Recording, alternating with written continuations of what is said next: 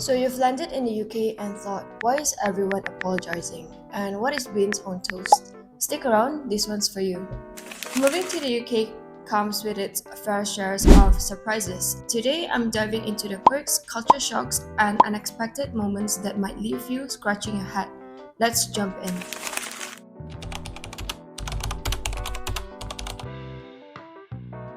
Now let's start with the classics, the weather. Yes, you've probably heard about the rain, but what no one tells you is how indecisive it can be. You leave the house under bright sunshine only to get soaked 10 minutes later. Top tip, always have an umbrella in your bag. Bonus points if it's windproof, because oh boy, the wind is no joke. And don't forget to wear layers. The temperature can swing widely throughout the day, so it's better to peel off or add on as needed.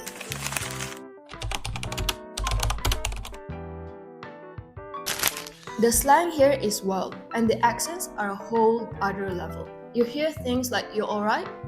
It's not a wellness check, just a casual greeting. Or cheers, which can mean anything from thank you or goodbye. And when someone says that's brilliant, they're not talking about light bulbs, it means something is amazing. I was in her dressing room and I was like, there was only a little curtain separating us while she's having her makeup done, and I started like going, I don't think I can do this, I don't think I can do this, and she would have heard it all, and then she popped out.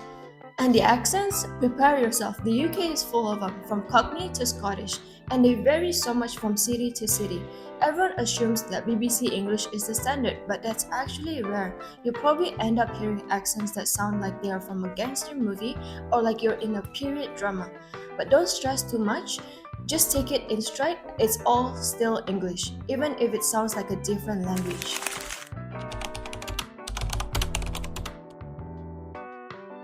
Next up, food.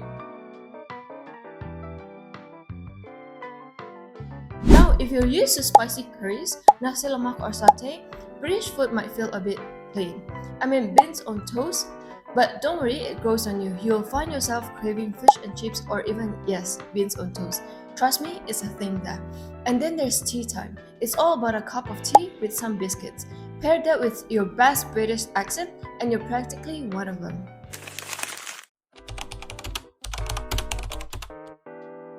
Here's a fun one. British people apologize a lot. If someone bumps into you, they'll probably say sorry before you can. It's all about politeness here. And don't forget about queuing. Never cut the queue or you'll get that look. Trust me, you don't want that look.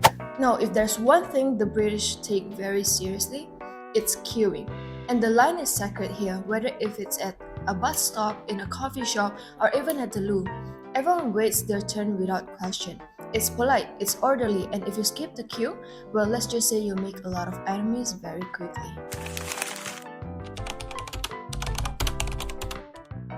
Next, let's talk about getting around in the UK. If you're in a city like London, you'll quickly realize public transport is everything. Whether it's the tube, buses, or even trains, there's no shortage of ways to travel. But trust me, figuring it all out can be an adventure itself. First, the tube is not just a train. It's a whole underground maze. And the map is not just a map, it's a puzzle. You'll be standing there like, which line do I take? Or what's the difference between district and a circle line? But don't worry, locals are always happy to help as long as you are not blocking the door.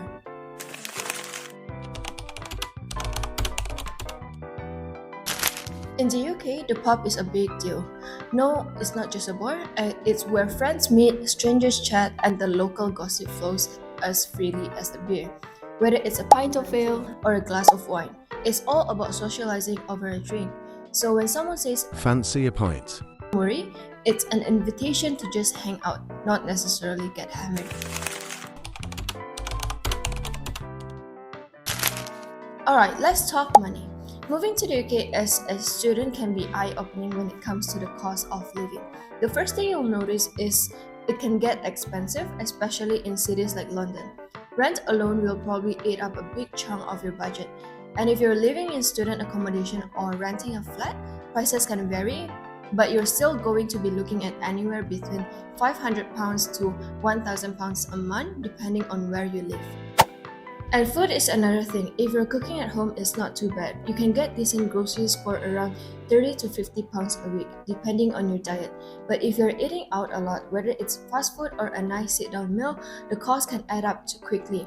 A meal at a casual restaurant, expect to pay around 10 to 20 pounds, and that's before you add drink or dessert. And if you're into coffee, be ready to drop 3 to 5 pounds for a decent cup of coffee at your local cafe. And don't forget travel costs. Whether you're hopping on the bus or taking the train, it's going to cost you. Student discounts help, but transport can still be expensive, especially if you're in a city with lots of options like buses, trains, or the tube in London. The good news is there are ways to save and get yourself a student rail card or look out for transport passes that can cut down your costs. Bottom line, budgeting is key. It might seem like your money is disappearing fast, but with a little planning, it's totally manageable. Also, don't forget that there are lots of discounts and deals just for students, so take advantage of those whenever you can. So there you have it, just a few of the biggest surprises you might face when moving to the UK as an international student. Have you had any of these wait what moments, or did I miss something you think should have made the list? Drop a comment below, I'd love to hear your thoughts and experiences. And if these videos helped you out, don't forget to hit that like button and subscribe for more tips on how to make the most of your time here in the UK. Thanks for watching, and I'll catch you up in the next one.